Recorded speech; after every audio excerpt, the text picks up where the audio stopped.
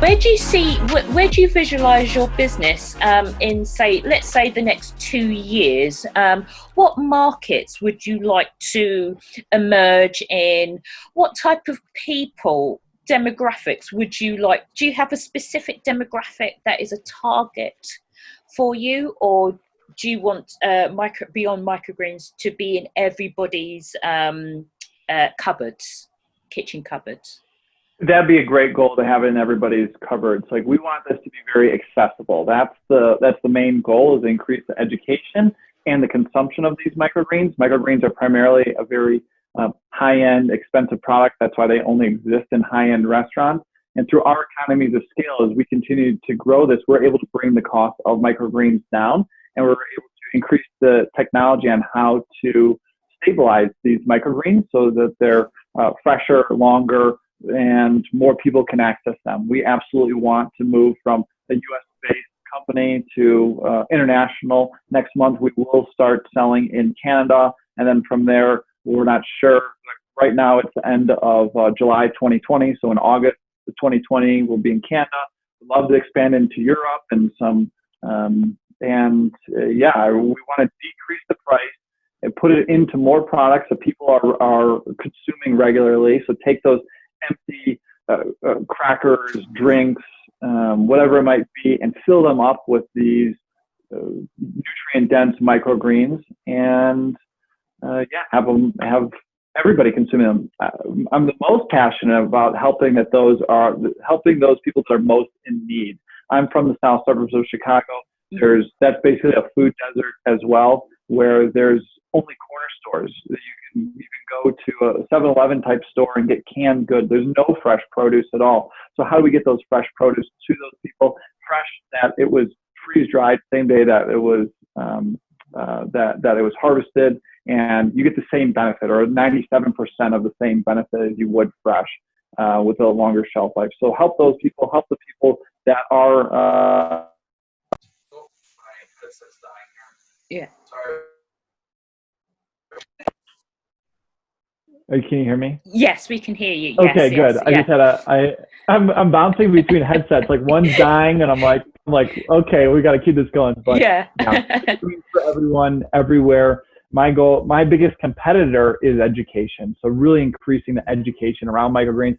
This is why they're so great. They're never going to make a better version naturally than eating it during this phase. Like, this is the most potent phase in its life. This is when you should be eating it. It's 10 times more environmentally friendly than its full-grown counterpart. We don't use any herbicides, pesticides, fertilizers. It's actually a beyond organic product. Only clean air, clean light, and water touch it. And it's all grown in the U.S. and it's all third-party tested, and it's a really high-quality product. So we want everybody to have access to this. And that's really important, that it's grown in the US, it's grown natively, and people in the US can benefit from it immediately. And also, I was thinking, because you grew up in Chicago, and at the moment it's going through a crisis, there's lots of people who the murder rate is quite high. Maybe put it, and you're saying there's a corner shop, and there's a liquor store, and there's canned foods, and the food, let's say, is asleep, chemically asleep. My thinking is, if people consume these foods that are alive, maybe it'll correlate to lessening aggression and anger and hopelessness. It just changes how people interact with each other, and I think it's definitely a positive thing. I mean, if it can have a really strong positive impact in America, in different states and different parts of the states, then it's got to be a good thing, and spread it out further. Lastly, just to wrap up, let me jump in on that. I think that's a really good point, and I don't think having good nutrition is the only thing that's going to help pull you out of anxiety. But it can be a real cornerstone to have access to. And then there's synergies. When you pair good nutrition with exercise and sleep and meditation and self-care, all those things are really important. And combined, it's like that 1 + 1 = 5 type of thing. So there's no magic bullet. You have to be have access to it, it's just going to help with all those other things you're already doing. So we're a promoter of good sleep because they all work together. Yeah, absolutely. I mean, and you have to understand that the body works on many levels: the intellectual level, the emotional level, the spiritual level, and if it's been fed soul food and on the different levels, you've got to fill it up. You've got to give it everything it needs, and then it just radiates, like you said. It photosynthesizes, it radiates, which is. But as I said, I'm a Reiki master, so I'm very much into how do you power the body when the environment around you is fairly chaotic. What can you do, consume, reading, sleeping, food-wise to build stamina, to build strength, keep your head level when everywhere else is going crazy. Just to conclude, because this has been a really fantastic conversation, I've learned a lot.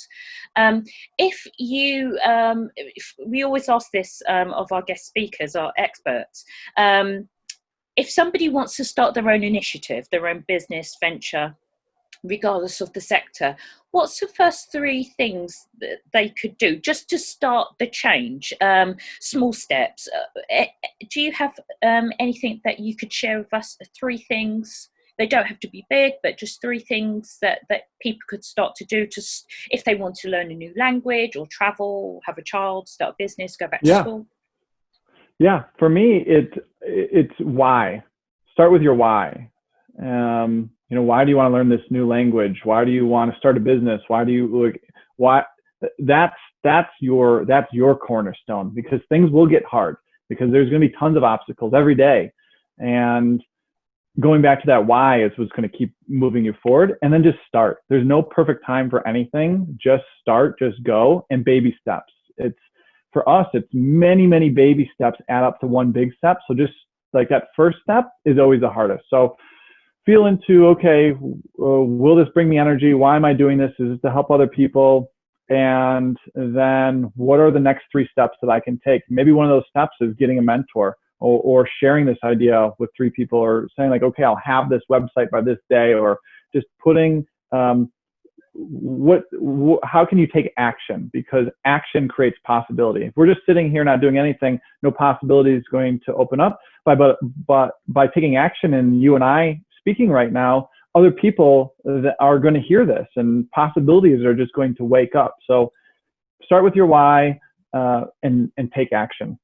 Yes, that's really important. And it could just be buying a notebook, taking a walk in the park, calling a friend, helping somebody. It's the small steps, like you said, the baby steps that build momentum, that build and trust, build trust in yourself. If you do make that first step, you're building that trust in yourself that you can do something. You set a goal, you meet it, and it's so important. And we're all so hard on ourselves. Like we're all like so perfectionists, and we like have to be perfect right out of the gate. Give yourself permission to fail, and give yourself permission to be a beginner, and look at this through the lens of, this is just training. I'm learning this new language, and I'm just training in it. Like I'm a beginner, and I give myself permission to be beginner, and think of it in like a light and fun way.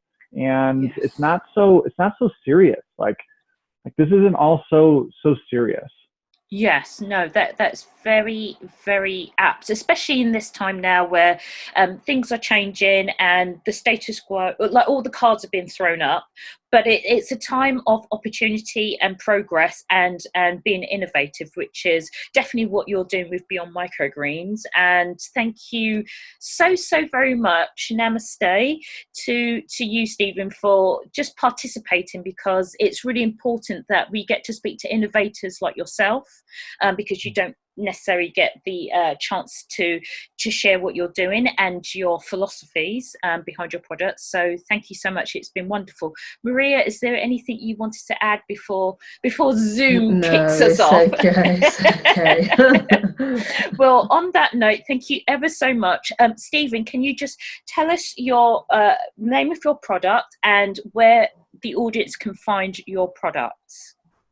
Yep, it's beyondmicrogreens.com, and we are the all things microgreens company. So we make it easy for you to put microgreens in your own products and purchase products that have microgreens already in them. Again, beyondmicrogreens.com and amazon.com, and for the US today, Canada soon, and then the world shortly after that. Yes, and I'm going to personally go into your website and order some, because I'd love to try it, just to feel Awesome. that, just to do some human photosynthesis. I would love to try that out. That would be fantastic. Good idea. And we'll definitely, once this is all edited and put together, it will be shared on LinkedIn, so you can share it with your audience, and we'll get the message out as much as we can, because I think it's really, really important. But on that note, I shall pin it. Thank you so much for your participation. Thank you, Maria. I know you've had stuff going on, but thank you so much. And we'll circle back to you, Stephen, really soon to find out how you're getting on. But thank you so much. Come to Colorado. Definitely. To ride some horses. Yes, for sure. Stay in the line. We'll book the ticket, okay? Just stay in the line. I'll stop the recording, but definitely stay in the line. Thank you so much. Thank you. Thank you. Bye. Thank Bye. you.